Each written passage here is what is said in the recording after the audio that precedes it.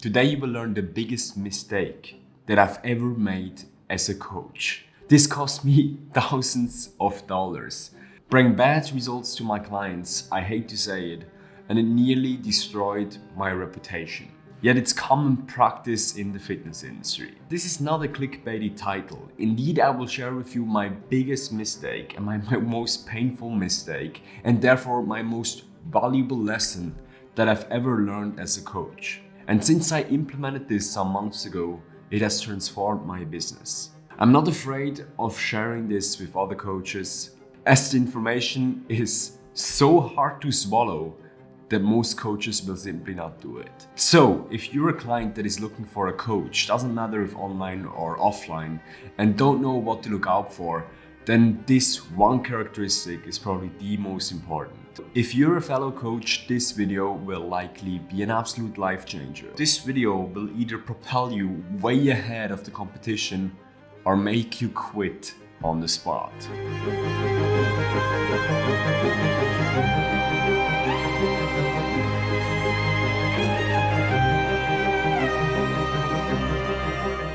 Coaching or mentoring people is quite similar to being a leader or being a boss.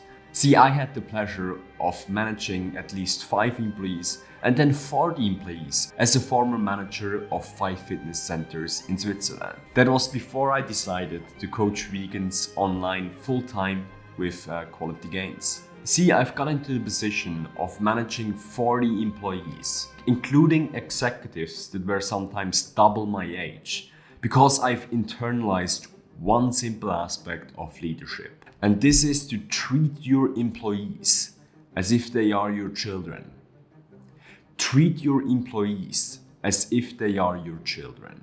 This doesn't mean that your employees are childish or incompetent. This means that your employees look up to you for guidance and mentorship. They also look up to you for protection and understanding. And similar to being a parent, the cost of leadership is self-interest.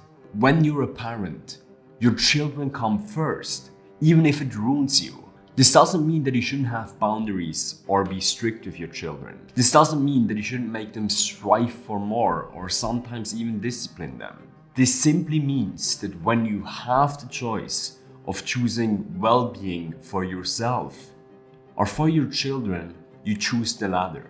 Because of that, a lot, but not every one of my past employees loved me. As the boss, as the leader of the fitness center, I thought it was my responsibility, and I still think the same way, to do the very hard and brutal work. So I needed to confront 3 clients and ban them from the house simply because they had problems with employees and other clients. This was the most dangerous work, and I did this. Because as a leader, you take the arrows, not your freaking employees. And if you look at great leaders from the past, which people massively looked up to, like Alexander the Great, he was the one that charged head first into the battle, completely on the front line. It was extreme skill and luck that he didn't get killed on multiple occasions. Even if you look at high performance people from the present, like Elon Musk pushes his employees to exhaustion. But the employees are fine with that because they know that Elon Musk pushes himself beyond that. Creating a company is almost like having a child. So it's sort of like, how do you say your child should not have food? So once you have the company, you have to feed it and nurse it, and take care of it, even if it ruins you. Yeah. It took me some time to realize that this is similar to coaching. Some people might think that having no work-life balance is extreme. But guess what? Then leadership is simply not for you. Then coaching very likely is simply not for you. So the biggest mistake I made was only responding to clients strictly 1 time per week on Sunday. So the clients would communicate with me over email or in the app and point form, and I would respond to them strictly but as good as I could on Sunday. This is common practice in the fitness industry, and this is what I've learned. And I like to follow systems. My clients felt like I didn't give a shit about them. I had no bad intentions. I thought that this was great. This is what everyone is doing. I thought it was integral to my work-life balance, to my lifestyle. Completely ignoring that there is no work-life balance if you have children.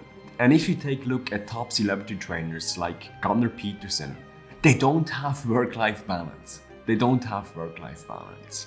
Gunnar doesn't want to disclose how much he sleeps, because what keeps him awake are likely his clients and his work. But that's why he's on top of the fitness game. That's why he's capable of charging a lot, and that's why he's in so high demand. Because he freaking cares. I know that this is so simple to say, but very hard to adjust. Because we know what this truly means. This means sacrifice. This means going to work when you're starved. This means going to work when you're sleep deprived. This means going to work even when you're freaking sick. I shoot this video right now with an ear infection. I had 2 video calls where my right headphone would fall out. Guess what? I put it right back in and acted like nothing happened. Because I decided some months ago that my clients are children that I temporarily adopt. And guess what? This is the only way you're capable of moving forward in this industry.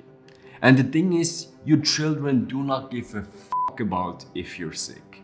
If they want to be fed, guess what? They need to be fed. They don't care if you have an ear infection or something.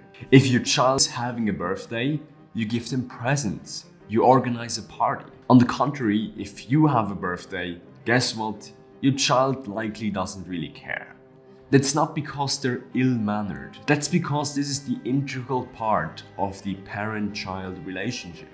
As a parent, you're giving. As a leader, you're giving.